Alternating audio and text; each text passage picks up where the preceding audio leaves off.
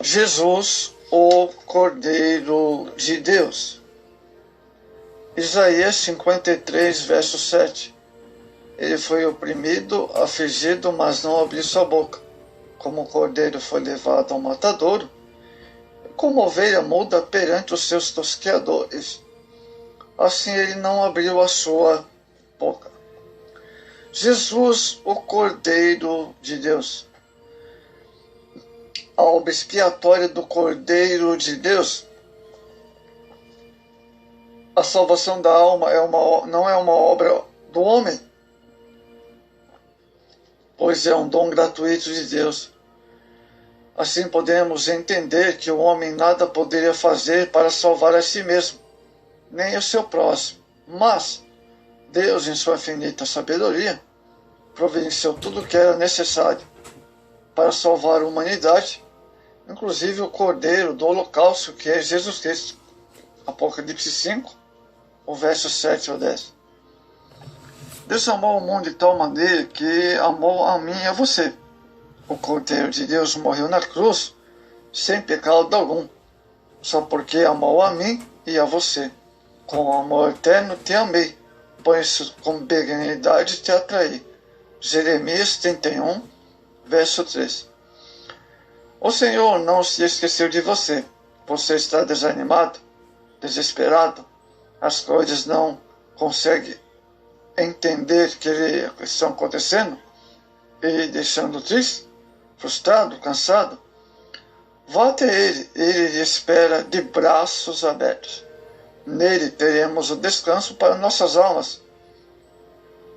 Vinde a mim, todos que estáis cansados e oprimidos, e eu vos aliviarei. Mateus 11, 28. A obra expiatória do Cordeiro, primeira coisa, remissão dos pecados da humanidade. O propósito de Deus para a salvação da humanidade está registrado desde o Antigo Testamento, Gênesis 7:1. A Bíblia é clara quando afirma que todo aquele que crê será salvo, mostrando assim que o homem perdido basta apenas aceitar o sacrifício do Cordeiro. A palavra remir vem do latim redimere, significa adquirir de novo ou ainda tirar do cativeiro. Essa definição se ajusta claramente à condição do parente remidor, Levítico 25, 26.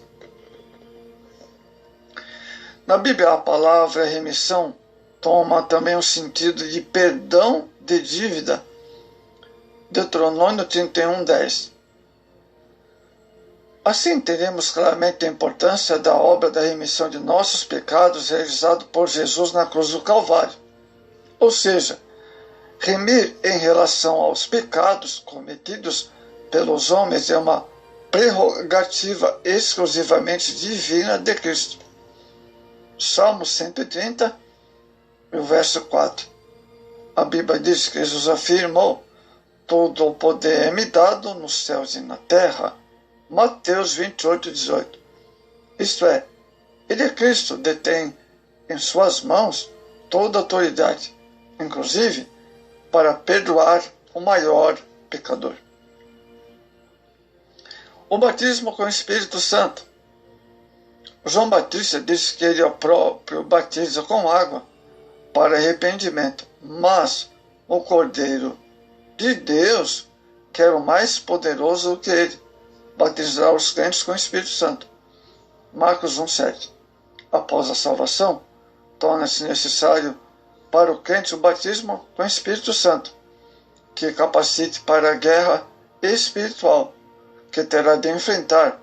E isso acontece através do batismo com o Espírito Santo. Lucas 24, 49. Revestimento de poder. A capacitação concedida ao crente para a ação direta do Espírito Santo torna capaz de vencer o mundo. Deus nos protege com sua couraça espiritual e o meio pelo qual alcançamos é a fé. 2 Timóteo 2,1. Amados, a graça divina tem o poder necessário para tornar mais do que vencedores. O próprio apóstolo Paulo disse que o poder de Deus se aperfeiçoa na fraqueza.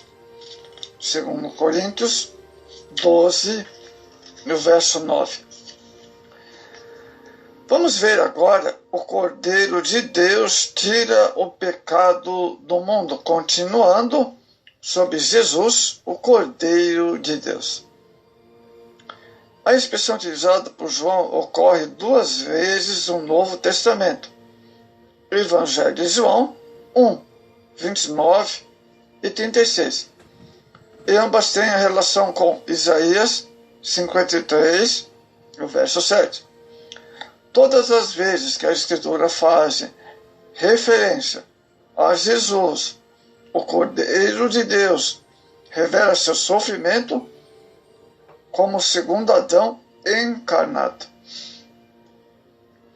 para tomar lugar do pecador e o sacrifício pelo pecado, pois havendo oferecido a si mesmo, a Deus em holocausto, se assentou à direita de Deus. Perdemos algumas vezes toda a esperança e supomos que ele vai se esquecer, porque nós esquecemos. Todavia, ele se lembra. Vá até ele. Tenha uma vida renovada, suas forças, sua alegria de viver, suas esperanças, seus objetivos, amados. Bom, o Cordeiro da Páscoa. Vamos compreender isso. Quando da saída de Israel do Egito, um cordeiro foi sacrificado, mas não poderia ter nenhum defeito físico ou alguma doença, pois apontava para o Cristo, nosso Cordeiro Pascual, que nos garante a passagem do pecado para uma vida de santificação. Assim, ele carrega o pecado do mundo e remove-o ao tomá-lo sobre si, fazendo seu ato sacrificial. Ser perfeito diante de Deus. Isaías 53, 5. A Páscoa foi instituída, amados, no Antigo Testamento, quando da saída dos filhos do Egito, saída dos filhos de Israel do Egito, Êxodo 12. Esta palavra em hebraico significa passagem ou passagem da escravidão nas terras egípcias para a liberdade em Canaã, terra que manava leite e mel. Naquela noite, o anjo exterminador passou sobre a terra do Egito e só poupou as casas onde viu o sangue do Cordeiro Pascual. A palavra Páscoa é aplicada também ao Cordeiro, o Cordeiro da Páscoa. Pascal é a refeição preparada para aquele banquete solene. Lucas 22, 7. No período de 8 dias da comemoração da Páscoa judaica, os judeus não poderiam comer o pão levedado. Êxodo 12. Vejamos agora a proteção do sangue do Cordeiro. Quando Deus determinou a mortandade dos primogênitos na terra do Egito, preservou todas as casas onde o sangue do animal fora aspergido, nos umbrais e vergas da porta. Êxodo 12, verso 12. Todos os israelitas que creram nas palavras de Moisés e fizeram com a determinação divina foram protegidos pelo sinal do sangue. Da mesma sorte acontece na vida espiritual, pois todos os que na palavra de Deus recebem a Cristo são salvos da morte eterna. Olha só que interessante, né? Evangelho de João 3,16. O alicerce da esperança segura do crente procede da natureza de Deus, de Jesus, da palavra. A plenitude da revelação do novo conceito em Cristo, acresce mais a razão para a esperança inabalável em Deus. Para o crente, o Filho de Deus veio para destruir as obras do diabo, que é o Deus desse século. Hebreus 2,14. Jesus, ao expulsar o demônio durante seu ministério terrestre, demonstrou seu poder sobre Satanás. Além disso, pela sua morte e ressurreição, ele esmagou o poder de Satanás. Evangelho de João 12,31. E demonstrou o poder do seu reino de Deus. 1 Pedro 1,3.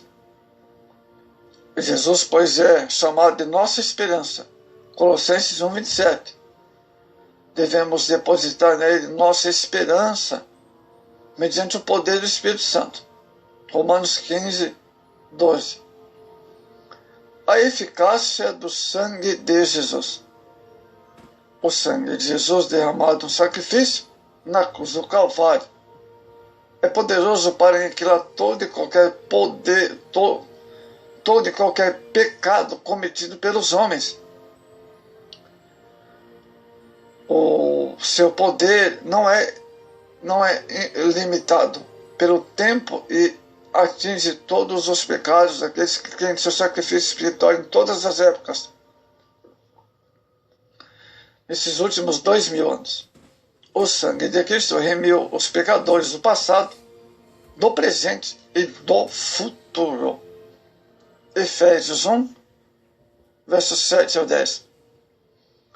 Amados, bem-aventurado aquele que tem o Deus de Jacó por seu auxílio, e cuja esperança está posta no Senhor seu Deus.